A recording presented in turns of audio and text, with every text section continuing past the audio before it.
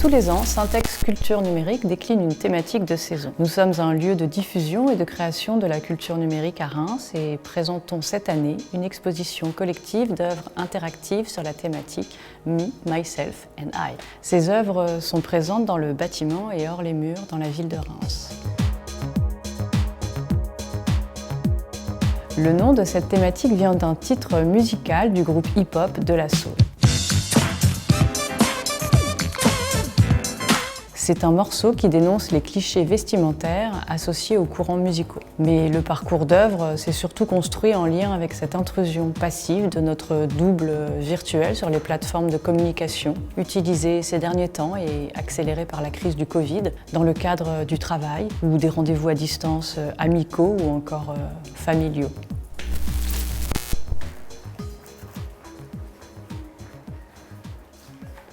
In Memory of Us de Stéphane Simon propose une représentation d'une figure, d'une posture contemporaine à l'image des figures de divinités représentées par la statuaire antique. La sculpture est réalisée en stéréolithographie et par cette technique, l'artiste vient figer un moment, un instant pour une mémoire collective à venir. En outre, grâce au travail de l'archéologue Philippe Jocquet et de l'IUT Nancy Charlemagne, une médiation par la réalité mixte va nous plonger dans l'histoire de la colorisation de la statuaire antique.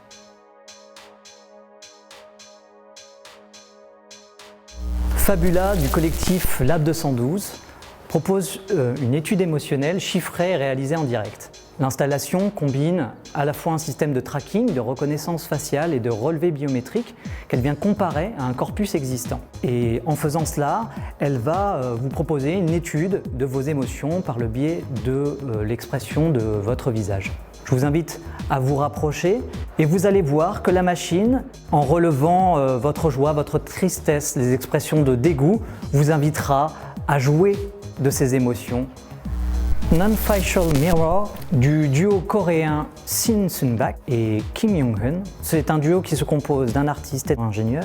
Et cette installation propose en quelque sorte un cache-cache avec votre propre reflet. Essayez et vous verrez que la machine, l'installation, vous refuse le principe même de narcissisme. Ego de Klaus Obermeier. C'est une représentation graphique et stylisée de soi par le mouvement et dans le mouvement. L'installation propose une représentation filaire et une attribution aléatoire des attributs masculins ou féminins. Et par ce procédé, on se détache de soi, on se détache de sa propre représentation. C'est une forme de désinhibition qui nous permet ensuite de se concentrer uniquement sur le mouvement.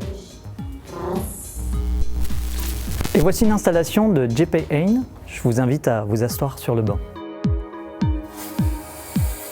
Smoking Bench est une ruse imparable contre le narcissisme. L'installation prend la forme d'un dispositif muséal classique qui vous invite à vous reposer. En vous installant sur le banc, vous déclenchez immédiatement la création d'un nuage épais qui va vous entourer et qui va vous empêcher par là même de voir votre reflet.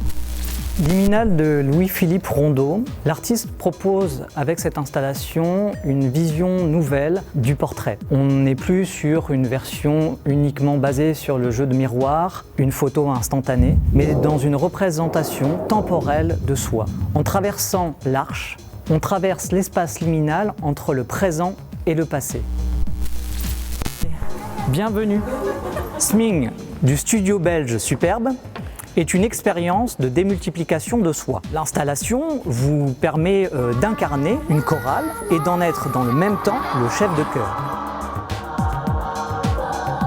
Grâce au dispositif numérique, l'image et le son de votre voix sont captés puis retranscrites face à vous une vingtaine de fois. Et grâce à la baguette et son accéléromètre, vous allez pouvoir diriger l'ensemble harmonieusement.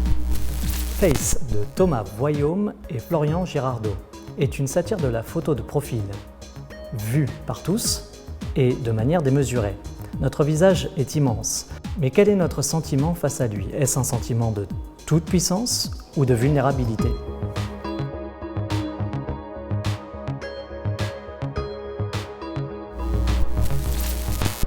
Database de Tobias Zimmer et David Ebner est une parfaite illustration de la collecte vaine de données. L'installation est une mise en lumière et une mise en évidence par une représentation physique de la collecte virtuelle de données par les caméras de surveillance. Deux caméras viennent vous capter, elles sont dans des directions opposées. Elles viennent ainsi capter le passage du public, elles vont photographier les personnes et inscrire la date, l'heure et le lieu. Ces données seront imprimées, puis immédiatement détruites par le broyeur pour ainsi former des monticules de papier.